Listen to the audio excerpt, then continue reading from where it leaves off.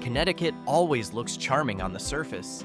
Neat wooden houses, quiet roads, and New England forests that change color with the seasons. But behind those peaceful views lies a darker side that few talk about. Lost towns, sunken settlements, and forests that locals say whisper when night falls. Today, we're stepping into that world.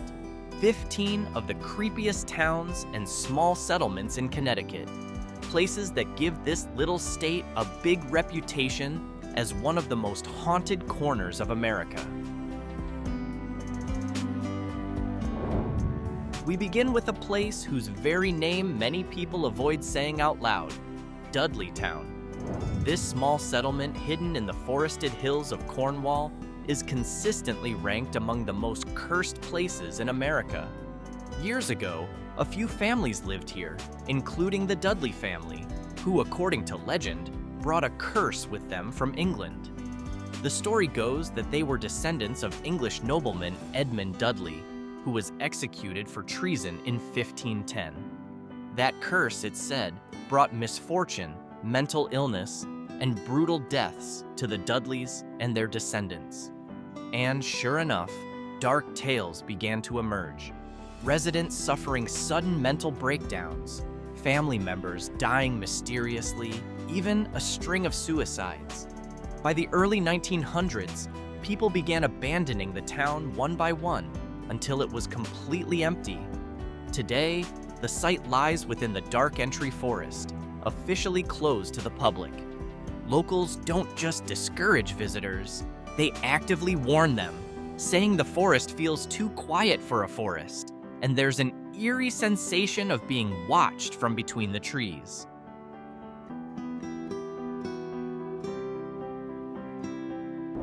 From the forests of Cornwall, we move east across the state to another village, even older and just as chilling. Barahack, deep in the woods of Pomfret, is often called the Village of Voices. This was once a Welsh settlement from the 18th century. The wooden homes are long gone, but stone foundations and old gravestones remain, like scars that refuse to fade. What made Barahack infamous isn't what you see, but what you hear. Many explorers report hearing children's laughter, faint conversations, even the creaking of wagon wheels, despite the forest being completely deserted for over a century. The phenomenon has become known as ghost voices, and Barahack is considered one of its epicenters. People don't come here to witness anything, they come to listen. Strangely, the sounds don't happen every night. They come and go, like the final breath of a past that refuses to die.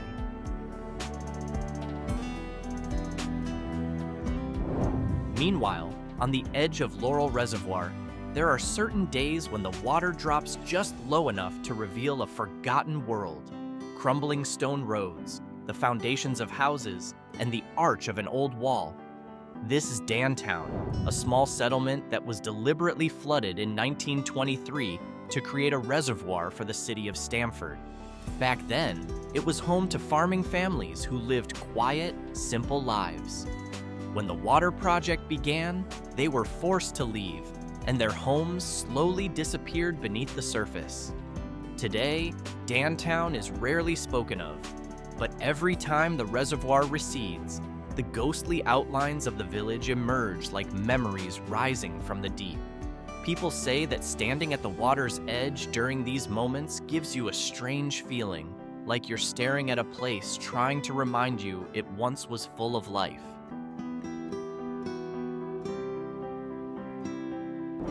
From one sunken village, we move to another, with a story far more mysterious. Candlewood Lake may look like a peaceful vacation spot today, but beneath its surface lies a lost town, Jerusalem. Back in the 1920s, a hydroelectric project completely submerged the village. Many believe that some of its buildings still remain intact beneath the lake. Brick walls, old roads, and even full house foundations. Fishermen have reported their boats catching on something underwater that can't be seen. What's even stranger is that amateur divers have claimed to find massive, unknown structures deep below the surface. But to this day, their identity remains unconfirmed. Officially, Jerusalem is gone. Yet somehow, its shadow still lingers, haunting the surface of this calm, quiet lake.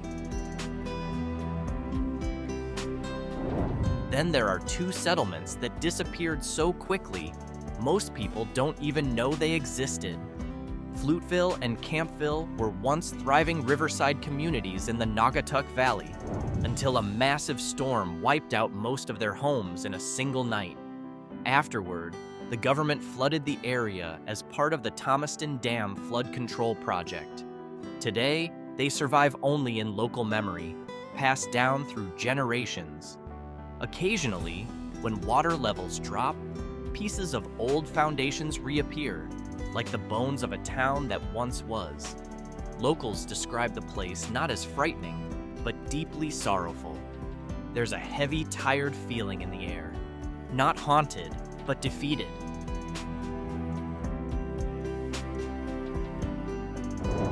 Leaving the Naugatuck Valley behind, we head to a quiet town known not for what's hidden, but for what won't go away. Union Cemetery in Easton is one of the most infamous haunted places in all of Connecticut. This burial ground, dating back to the 1700s, is home to a ghost almost every local knows by name, the White Lady.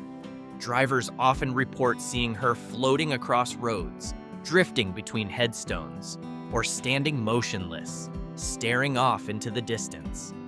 Ed and Lorraine Warren, America's most well-known paranormal investigators, considered Union Cemetery one of the most active sites they ever explored. Easton itself is calm and picturesque, with the charm of a classic American small town, but its stories make it feel much, much darker. Not far from there lies a small town with two natural phenomena, both fueling legends darker than you'd expect. East Haddam may look like a peaceful classic New England town, but two things set it apart: Devil's Hop Yard and the Moodus Noises. Devil's Hop Yard State Park is often tied to stories of strange rituals, thanks to its bizarre rock formations and the echoing roar of its waterfalls, often described as sounding like whispers. Meanwhile, the Moodus Noises are low, eerie rumbles that come from deep underground, heard only at certain times. Today we know they're micro-earthquakes, but before science explained it, locals believed it was the sound of spirits, or demons, moving beneath the earth. This mix of legend and natural mystery gives East Haddam two faces: warm and welcoming by day, unsettling when the sun goes down.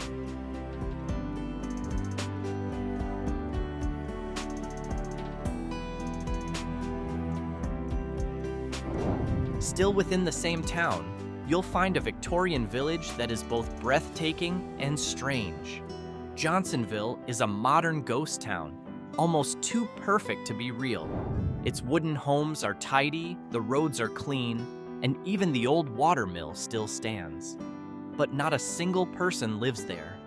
Originally developed as a tourist attraction and creative community, Johnsonville's dreams collapsed after a fire, financial troubles, and a devastating storm. Now, it feels like an abandoned film set. Visitors often describe the atmosphere as too quiet, a kind of silence that makes your own footsteps sound exaggerated. It's not haunted in the traditional sense, but the stillness alone is enough to make anyone feel not quite alone.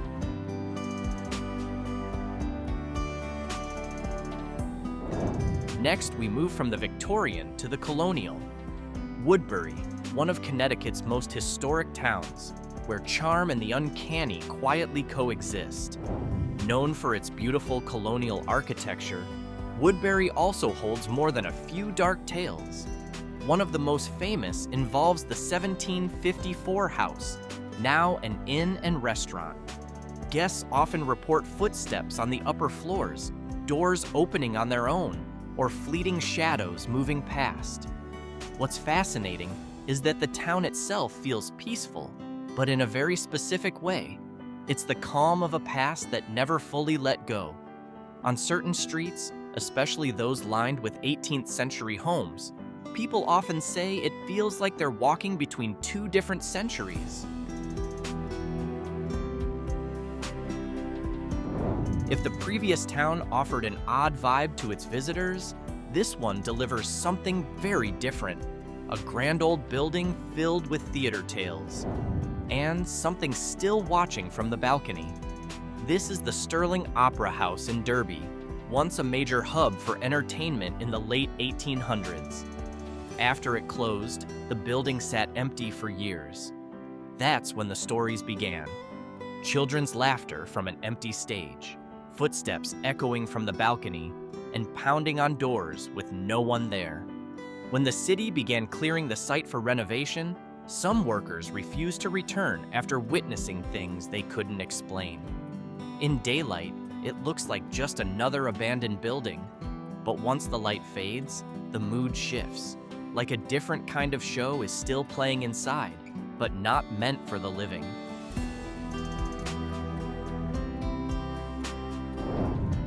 From an empty theater, we move to a quiet suburban town with a very different feel.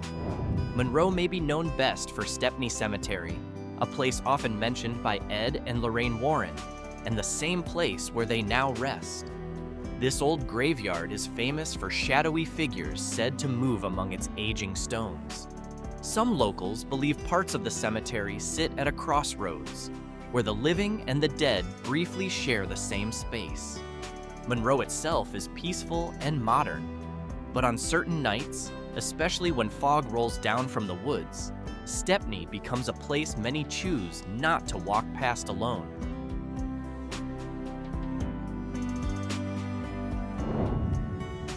And then, from Monroe, we come to a town that should not be overlooked. Newtown, a colonial-era town with historic buildings still standing strong. It doesn't have one signature haunted icon, but its reputation is built on a collection of smaller stories. The haunted old Fairfield Hills Hospital, music drifting from empty buildings, windows that shut on their own at night. Surrounded by thick forest, Newtown is often described as calm. Too calm, some say, as if the past still wanders a few of its older streets.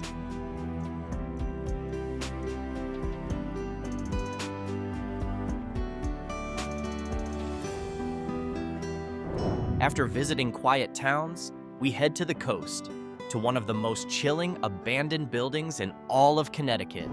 Yes, Seaside Sanatorium in Waterford may be one of the most haunting structures in New England. Originally designed as a tuberculosis facility, then a children's hospital, it was eventually abandoned completely. Its architecture is massive, cold, and stares directly out to sea.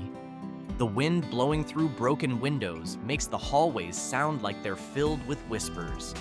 The government has officially closed off access, but many still try to enter just to feel the weight of its atmosphere. This place seems to carry the memory of illness, loss, and loneliness. Meanwhile, deep in the woods near Sawmill City Road in Shelton, there's an area locals often call Sawmill City, a former lumber site now reduced to ruins and fragments of the past. It was never truly a town, but leftover buildings, stone foundations, and old dirt paths make it feel like a small community that simply vanished. The atmosphere here is far heavier than your typical Connecticut forest. Those who've walked the trails report the same thing. The woods here feel watched. Now and then, the sound of snapping branches or distant thuds echo from no clear direction. Yes, Shelton is a modern city at its core, but Sawmill City Road reveals another side, where old industry, silence, and local legend blend into something hard to forget. And finally, a town with an amusement park. But instead of drawing crowds, Pleasure Beach in Bridgeport is known for its eerie reputation. Once a lively seaside amusement area, it was cut off after a major fire in 1996 destroyed its main access point. Since then, Pleasure Beach has become a quiet stretch of sand, scattered with broken wooden planks, damaged buildings, and deserted paths that feel too empty.